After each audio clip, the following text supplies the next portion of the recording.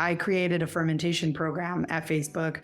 And so the superfoods bar, then I was like, all right, we're going to have fermented stuff in everything. And so there was always like kimchi and sauerkrauts and like pickles and things for people to get. And then I would just work them into sauces. And it was really cool because that was like the basis for what Foxtail has become, is just like fermentation in everything, even if you don't even realize it. Hi, everyone. I'm Lee, founder and chief enthusiast at Healthy Anywhere. Now, if you're someone interested in gut health, or if you're into all things fermentation and delicious food and beverages, trust me, you don't want to miss this next episode. We've got Wendy Neff of Foxtail Fermentation in San Jose, California.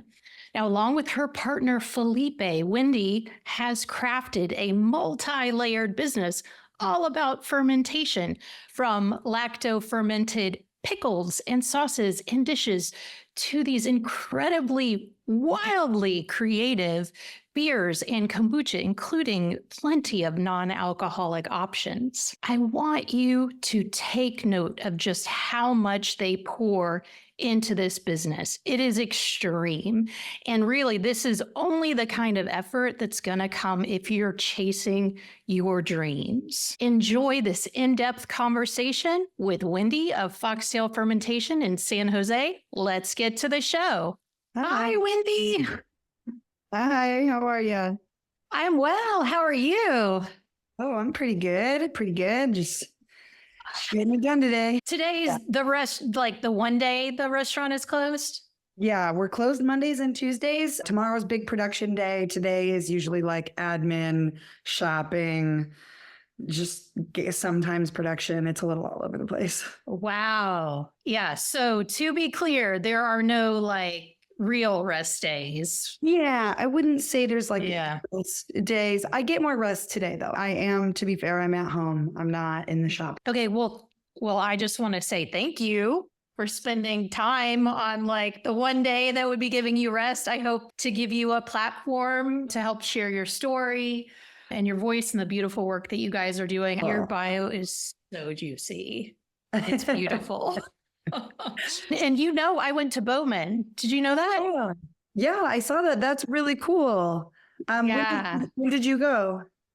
So 2018, and it got extended. So I officially graduated in summer of 2020. Okay.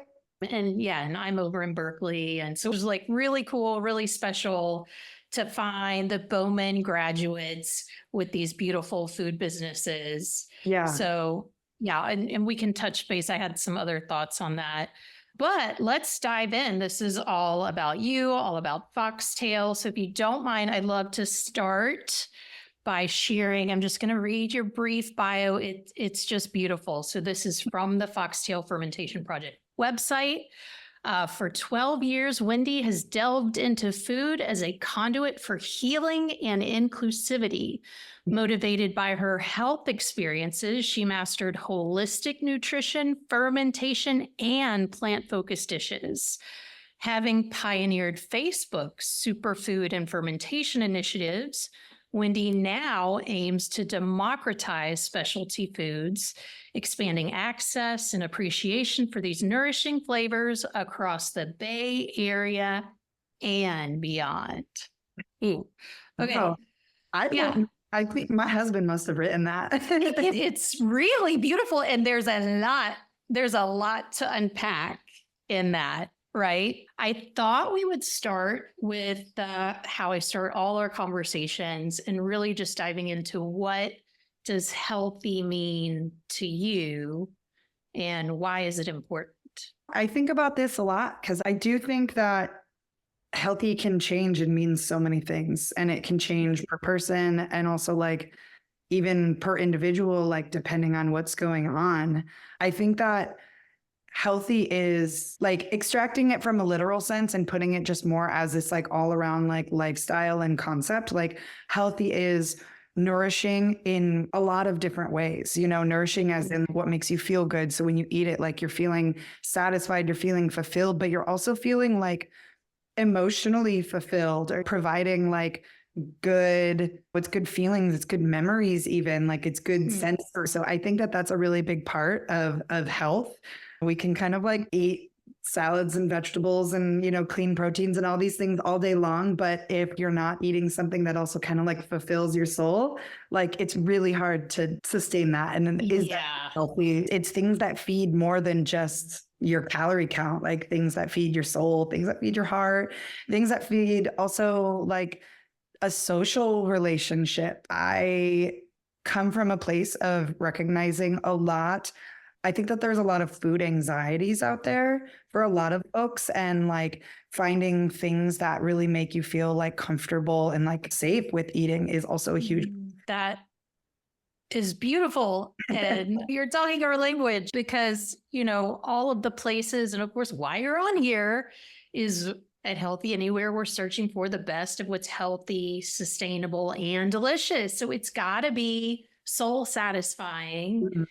And even the sustainability also kind of hits on that social relationship because you're connecting with the community and the entire local community and the food systems, sustainable food systems that underlie. Yeah. That's really cool. Of course, there's always, you know, what is healthy as far as, yes, like things that are seasonal. What's the Bowman College? Seasonal, organic, unadulterated, and local. Yes. Organic, unprocessed, and local. Yes. Yeah.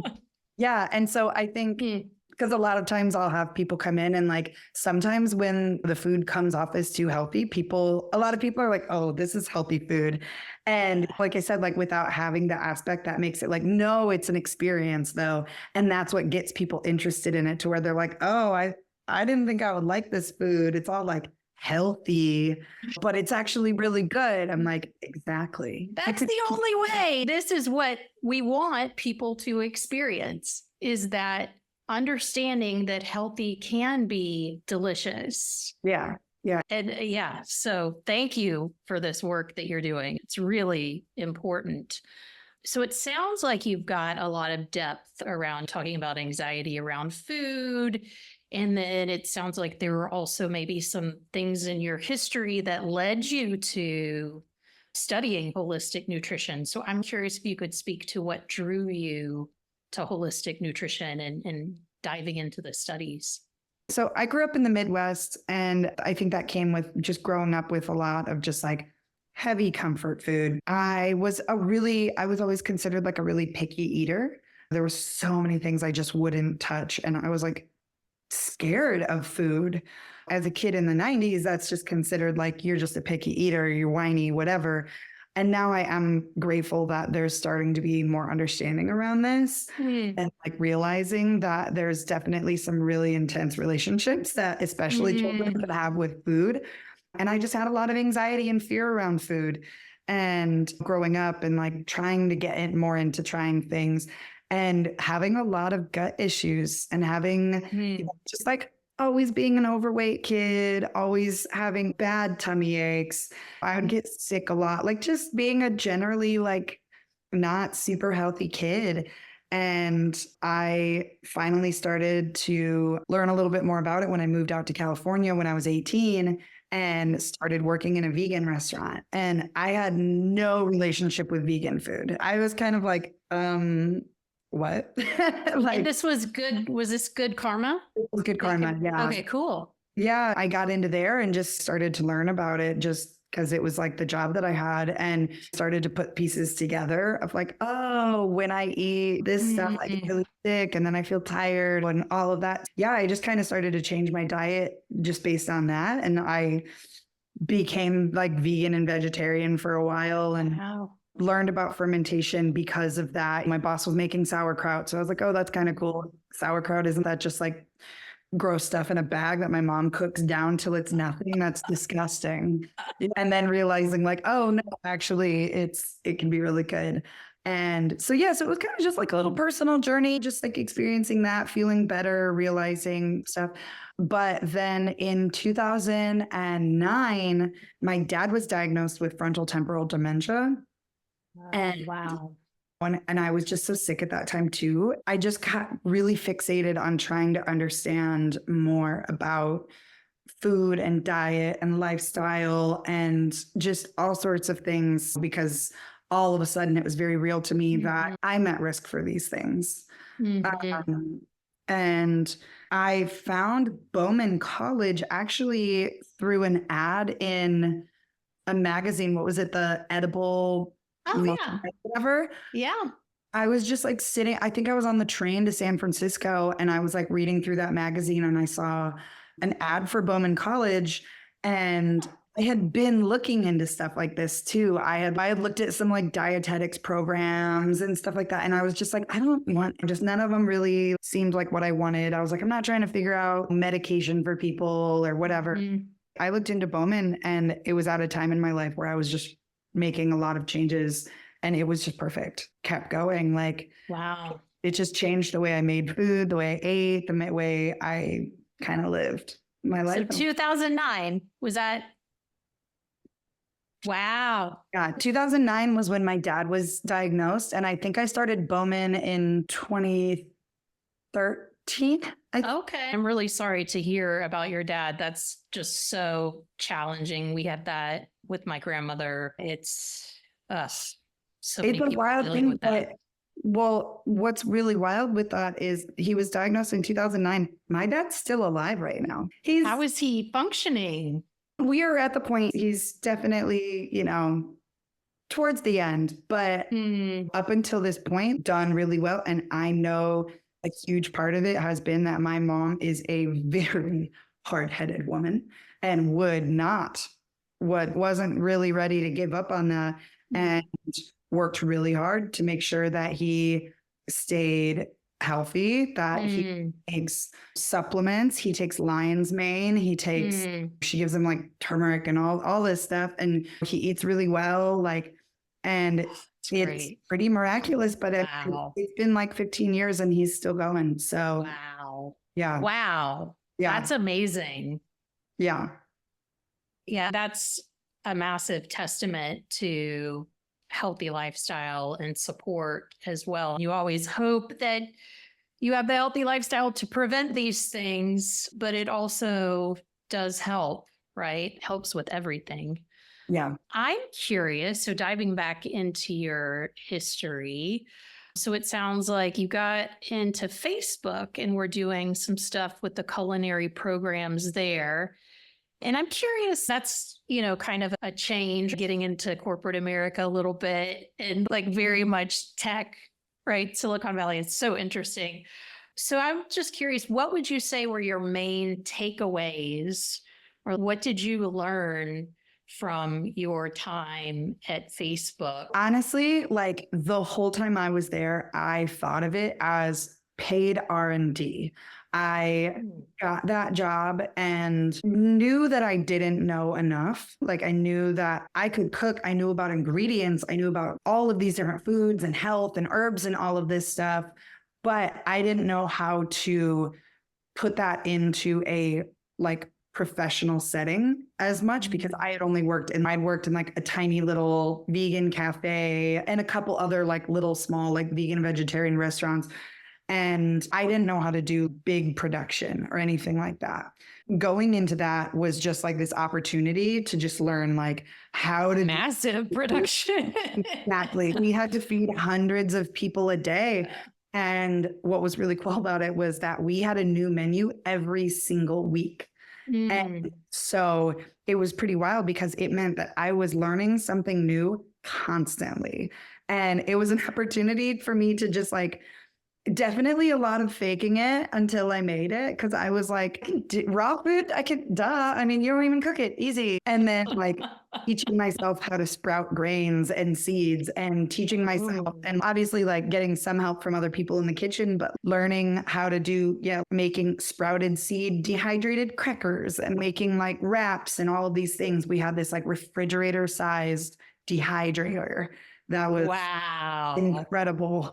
And a pretty big budget, Oh, yeah, I'm sure. I was like, that's nice.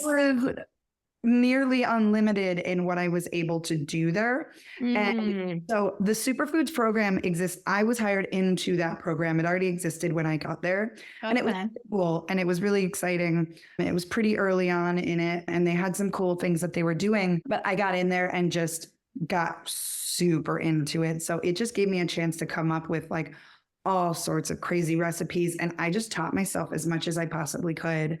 I was just telling one of my employees the other day that without working there and without working in the tiny cafes, Foxtail would never exist because there's no way I would have known how to like plan and organize and get ready for something like the service that we do. It was a really cool opportunity. And through that, I did this like weekend fermentation program with Kirsten and Christopher Shockey. They write a lot of books on fermentation, and they have like a homestead farm up in Oregon. And so I went and spent a weekend with them, and I got Facebook to pay for it. And then therefore they were able to say, okay, well, you're the only person allowed to do fermentation then. And so I created a fermentation program at Facebook. And so the superfoods bar, then I was like, all right, we're going to have fermented stuff in everything. And so there was always like kimchi and sauerkrauts and like pickles and things for people to get. And then I would just work them into sauces. And it was really cool because that was like the basis for what Foxtail has become, is just like fermentation in everything, even if you don't even realize it. Like, ooh, like sneaky. things are fermented because not everybody just wants to eat like a bite. Oh, of yeah. sauerkraut. Right. Right. I don't even always just want to eat a bite of sauerkraut. Like, it's like At some point, yeah, it's just too much. Like, yeah. everything in moderation.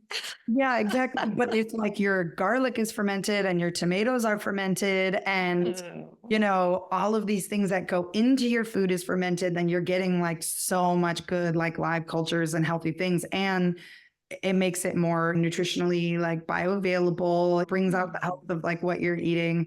And it makes it last longer. So more sustainable in the sense that I could make something and it would last for weeks or more instead of having to like toss it after a few days. So yeah, honestly, working at Facebook taught me like so much of what I have now. That's really cool. And so you went from the tiny cafe, massive corporate food service, specializing in fermentation.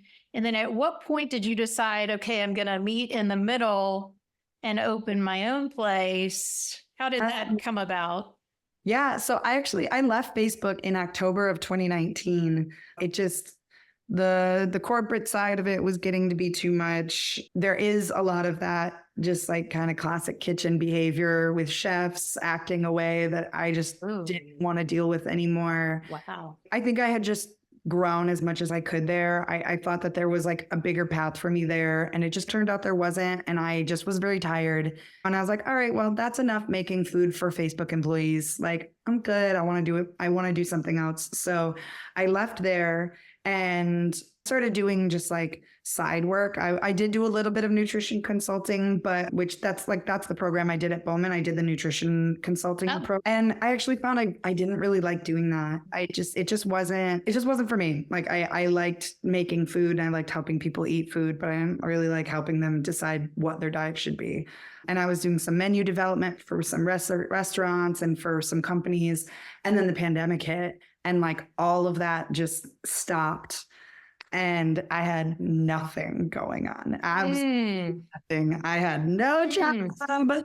And my husband, before we were married, he also lost his job, and he's been a brewer for over a decade, and he lost his job. And so we were just at home and couldn't do anything, couldn't go anywhere.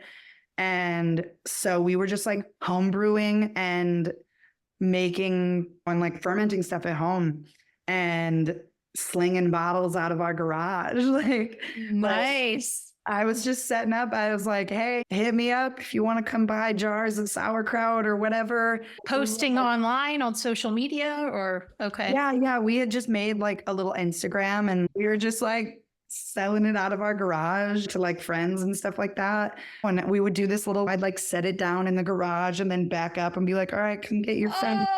like trying to be super safe about it.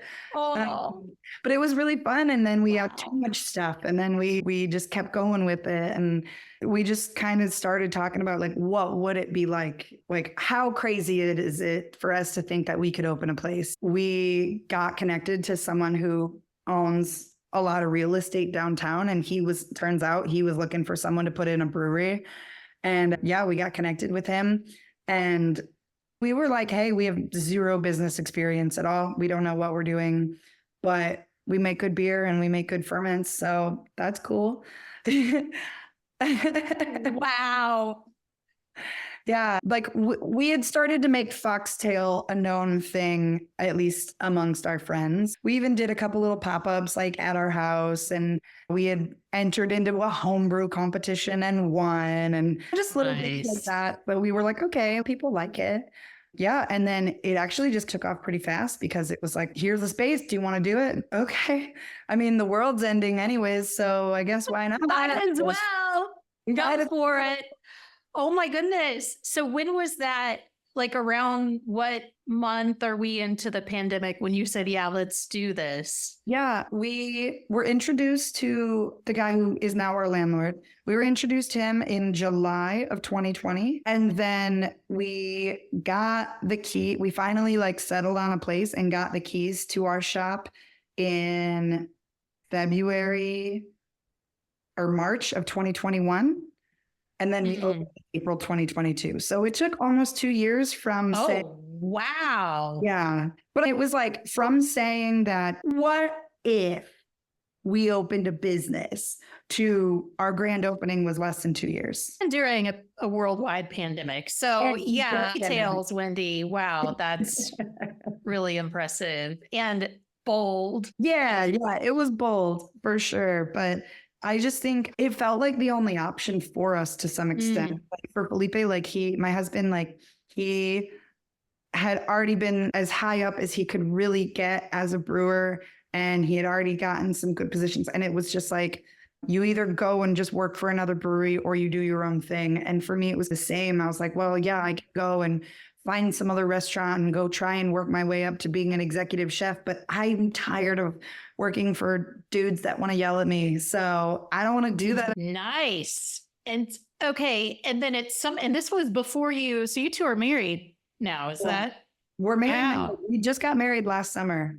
Oh, congratulations. Bold on so many levels. And also to enter into this, like with your life partner or with your partner, and you come out of it and you're making it work. That's really impressive. Some people, maybe it's, I don't know how you guys make it work, or if it's just naturally easy and, beautiful every day. But some people would be like, oh gosh, I couldn't be around my spouse 24/7.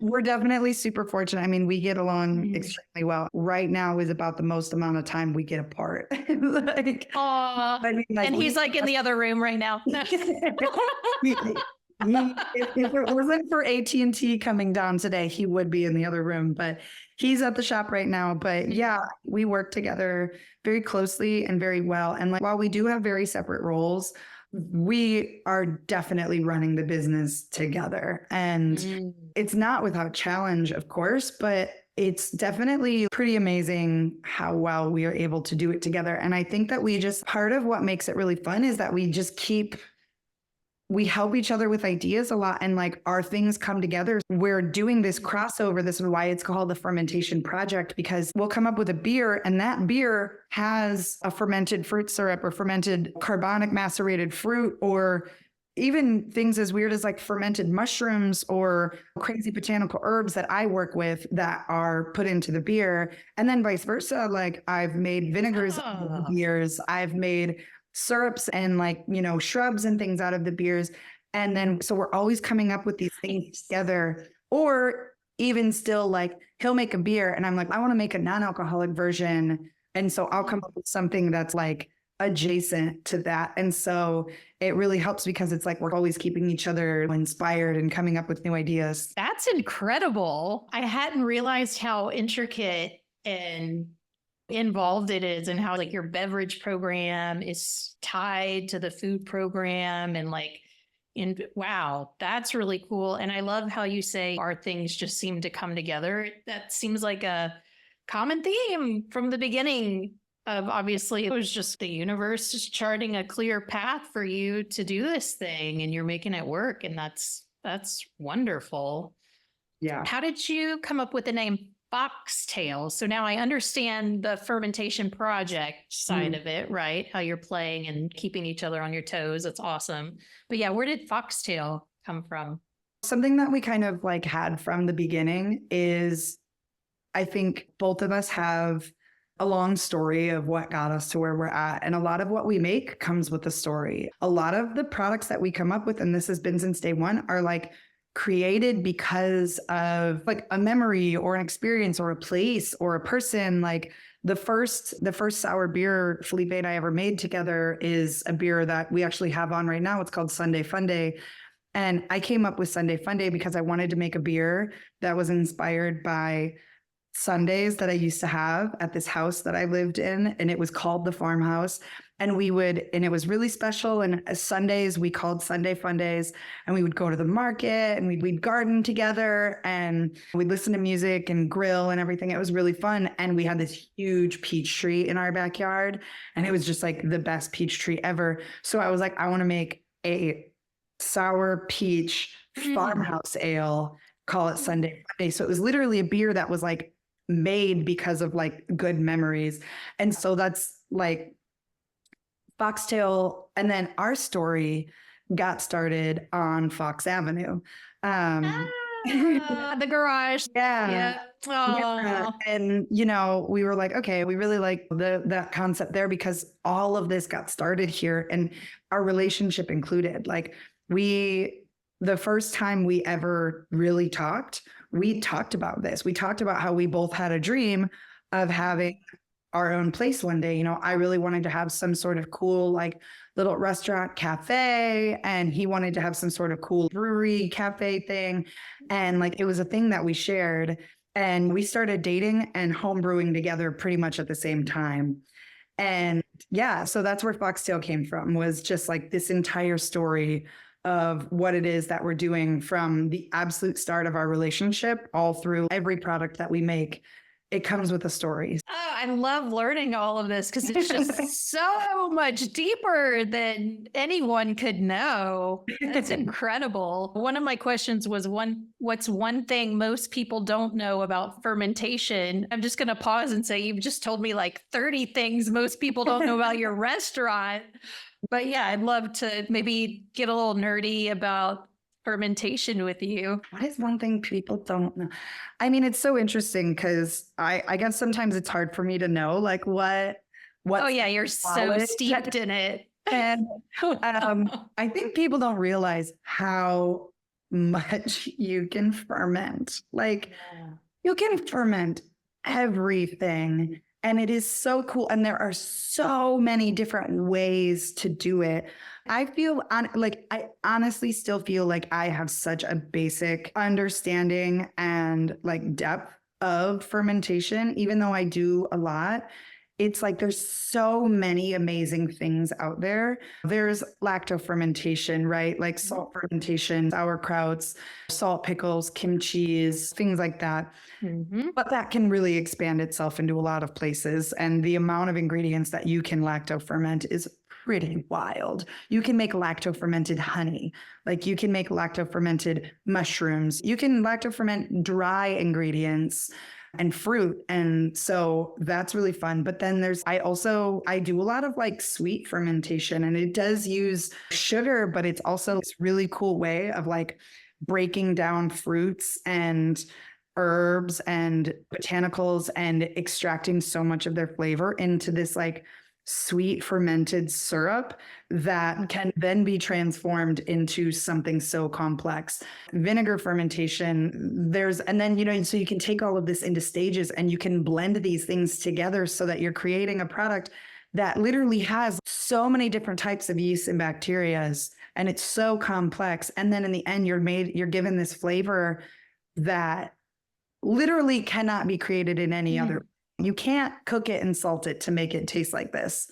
So it sounds like you have a lot of things that are just ephemeral. this is it for now. Everything you're making, it's just like a work of art. Is that accurate? I would imagine you replicate it, but it might be it's kind of like wine, right? Yeah, absolutely. Unless you're sitting there with your chemicals and making exacting, right? But when you're letting nature take its course, it's going to be what it's going to be every time over and over. Wow. Yeah, absolutely. And those are honestly just the most basic fermentations, because then every single culture in the world utilizes fermentation in some way. And it's so incredible to see like what else people can do using tree sap, using roots and tubers, like using leaves from things, like if you're burying it or if you're leaving it in the sun. And I think there's loose rules to fermentation, but in the end, once you understand those rules, I think what people don't know is that you can also break those rules if you know what you're doing, because fermentation, as long as you follow some basic rules, is extremely safe. And that's something that's really important. And I think history shows that fermentation is something that has been done pretty much since the dawn of time, and people have found ways to preserve their food and to protect themselves from pathogens and like disease using fermentation. And they've created medicine out of fermentation. And this is way before they even had the science to understand like what was really happening. And so I think that kind of like bolsters my confidence with it. Is I know that there's fear around food a lot of the time. And in some cases there should be, of course, for sure. We have crazy listeria outbreaks on lettuce all the time. But I think what a lot of people don't really understand is that fermentation is not only incredibly safe, but it actually makes your food safer. And it's so cool. And when you're talking about fermenting honey, like you can fermenting garlic and tomatoes. I'm just like, you're definitely blowing my mind here. And I'm wondering, are you packaging up any of it sounds like you're making these like really special vinegars and sauces. And I'm envisioning these so innovative dressings. And I mean, so that's where what's cool is, so Foxtail is, we're like a 6-part business. I don't know. I'd say 3-part, but there's more than that. But we're a brewery. And so we make all the beer in-house, and we're a tap room. So you can come in, you can have but we also sell that to other restaurants and bars. We're out there.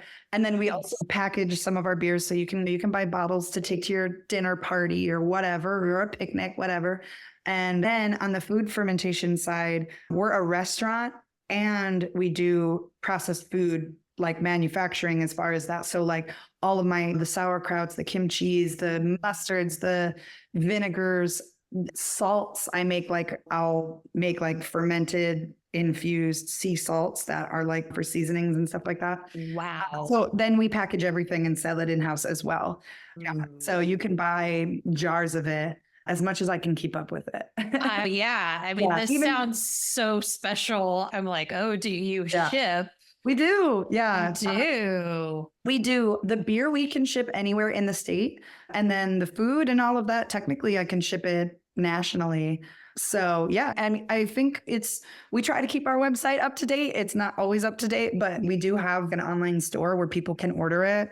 And especially like coming up, like we go really big for like holiday times. And so we're definitely going to have a lot of cool stuff coming up soon. But it makes it really fun, because I want to encourage people to use these things at home and find ways to incorporate it into their meals. I do package it as well. Nice. Okay. Yeah. We'll have to put a note. We'll put a note in the app about like the holidays and I'm not sure if we hit on your retail stuff as much. So that is awesome.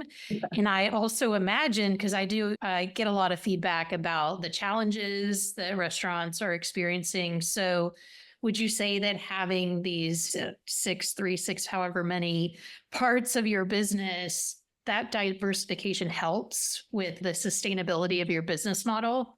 Oh, if we didn't do all of these things, I don't think that we'd make it. I will be honest, like it's exhausting. Like I wish that we could simplify things, because I would get a lot more free time. But yeah, that is something that I think we do have as our benefit, is that we do so many things. So like in the beer industry right now, like the beer industry is really suffering. It's really seeing a huge change in a lot right now. There's very sadly, a lot of breweries have closed. This kind of old taproom model has really changed. And now people still like beer, and there's a lot of people still enjoying it and making phenomenal beer out there, but it's shifted. And so we're able to continue that program and keep people coming in, and we get to keep making cool things. One, because we make really complex beers that are really unique, and people outside of just regular beer drinkers can be into them because they're a little bit more playful. They're a little bit more unique. But we also have the counter side of that, where even if you don't drink beer, we have a huge non-alcoholic menu, and it's also all specialty products that are made in-house, that are all featuring fermented syrups and vinegars and botanical teas and all sorts of different things. We have kombucha that we make, and we also package our kombucha and sell it in bottles. And then we also have the food program. So having that restaurant side keeps people in. They might come in for a beer, but then they stay because they can get the craziest vegan nachos they've ever had. And then, because that's just not enough, we've also found that if we're not doing events and we're not doing specials, or we're not bringing other people in for another reason, we have to add that in as well. So we are also a rotating art gallery, and we do open mic comedy, poetry. We've really diversified our crowd because we have beer drinkers, we have foodies, we have the vegan and vegetarian community. We work with a lot of local farms. So we have a lot of agriculture farm folks who like to come in because of the ingredients that we use. And then we have artists, musicians, photographers, like singers, comedians, all of these other people also coming in. And all of that makes it possible for us to keep going in like the current state of the world. Wow. Yeah. It's wow. Okay. So many questions. Of course, I'm curious. How long can you keep going like this? Because I know when we first hopped on, you were like, okay, this is my one day where we're at home, but some days you're also in the shop on Mondays. I guess, is there one thing that you see that if you pushed on more, like, your fermented specialty products, right? I don't know how exciting CPG sounds to you, but you probably could really simplify. I don't know if you'd want to just boil it down to that, though. Yeah. And we're at a stage where we are considering all of this because yes, like me and Felipe can't do this alone forever. Yeah. We do have a really great staff, and they're really amazing, and they help this dream stay alive. But we do look at what ways will we be able to expand, spread out, what categories will we maybe be able to kind of hand off. But the purpose of Foxtail has always been more than just what it seems. Like it's always been a space that is meant to be about community. Our little tagline was Foxtail is creating an environment where culture can grow. And we're not that's awesome. We have cultured foods, we have cultured beers. Yeah. We also have a rich culture that keeps Foxtail like special. And I think we do have the goal of being able to bring more people into keeping it going. Maybe that looks like having an artistic director. That's the one that's going to take over all of the arts programming, because right now I'm the one running the arts programming. And I have a lot of artists that wait a long time to hear back from me. The beer, like, we do want to get bigger. We do want to expand that. We want to be able to do packaging, but I don't think that we want to go so huge that we're working with big distributors and all of that. Like, it's special to us to keep it special. There is definitely a long-term goal of being able to make Foxtail an actual like farmhouse brewery that has land and maybe our own garden. And that's a huge goal for us because like it is our whole life, and being able to have it be in a place where we really truly are like running it all of the time, because it's like our whole being, like, but also in a more sustainable way, like that would be lovely. And you have real fun day Sundays. Yes. You'll bring Bring it back Exactly. for real. I have a dream of having some place that's got some big lawn and people can come and I have a garden and I don't know, there's like chickens running around. I don't know. But yeah, we're looking at ways that we can simplify or expand or spread out. And right now, I think we're all in right now. Yeah. And we know that it's a lot and we know that we're tired and we know that it's not the most healthy lifestyle. So even going back to the beginning of this conversation and what is healthy, like it's a huge challenge right now, being healthy, running a business where, the product that I'm making reflects something that is actually very difficult to keep up with. And like living a healthy lifestyle right now is not easy. Like we don't eat super great or responsibly. Like I eat late. I didn't get a chance to do it all day. Don't really get to exercise a whole lot because we're on our feet for 14 hours. And at the end of the day, I would like to lay down. Yeah. You want your feet up in the air, basically. Yeah. And I want to eat just something good and I don't care. So yeah, like it's an interesting challenge. And we know that right now we are just like all in and that it's not exactly sustainable, but we have goals and we have places we're looking to get to. And as long as we can get a better footing and get the restaurant to be more established and get the brand to be more established, then we know that we can kind of like branch it from there. You're in it. You're in it. Well, I know the feeling. I am in it with you. I get out into the community a little bit. Definitely not as much as I need, but yeah, I am at the computer working, doing this stuff like 7 days a week. It's exhausting. Saturday work till midnight. It's like, what is Saturday? But yeah, you're like, yeah, I'm at the shop till like 2 a.m.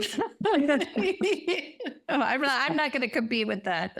No, I mean, everybody's working at whatever they're doing. And yeah.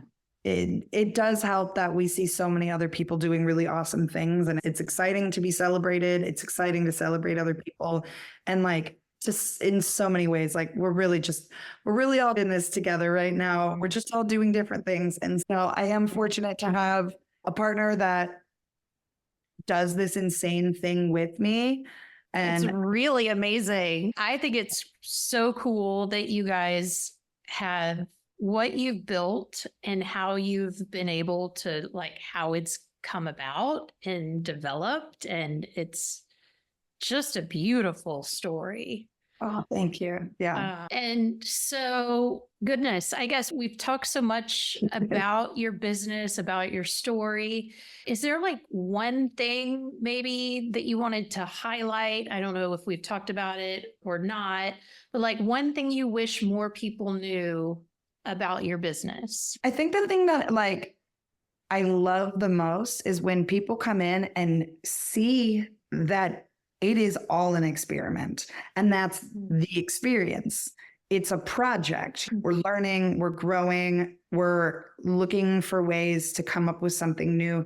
And so when people understand that and come in with curiosity and come in with an understanding that they're probably going to try something like they've never had before, and that we're open, we want that feedback. We want to know what struck you, what kind of weirded you out, what, and having that kind of relationship. I think that's a really fun part of having a small business.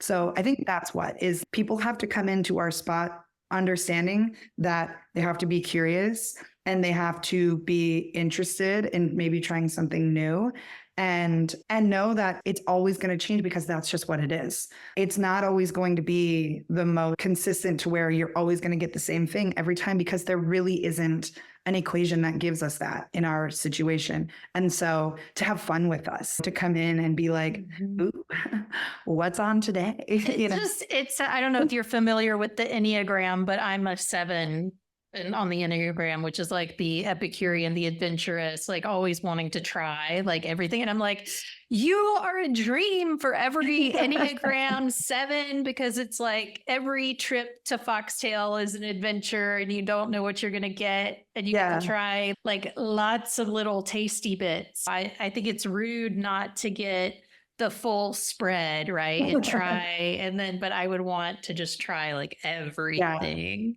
Yeah. Oh, Yeah, exactly. Come in curious, come in excited to try something weird and talk to us about it. Because the more people talk to me, the more I'm like, ooh, you know what? I have something for you to try. And it's cool. And I might have something in the back that I'm just working on. But if you're not, you try it. You know? interesting. Okay. What's the most surprising, like, what can you think of? I want to know, like, the most outrageous thing you've ever fermented. And then maybe the most surprising, like it was just like unexpected deliciousness beyond belief. Maybe it's the same thing, but Yeah, I think probably the answer for both of those is mushrooms. Um, Fermenting mushrooms is wild. So I would say the most outrageous thing that we've made, and when I say it, people are like, what? But it was incredible. I'll start off by saying this. There's a style of beer that is an oyster stout, and it has actual oysters in it because the oysters provide salinity, they provide minerality, which that in a beer changes the mouthfeel and the body of the beer. And it gives that little bit, that saltiness really brings the flavor out. So this is a style. So we wanted to play with that.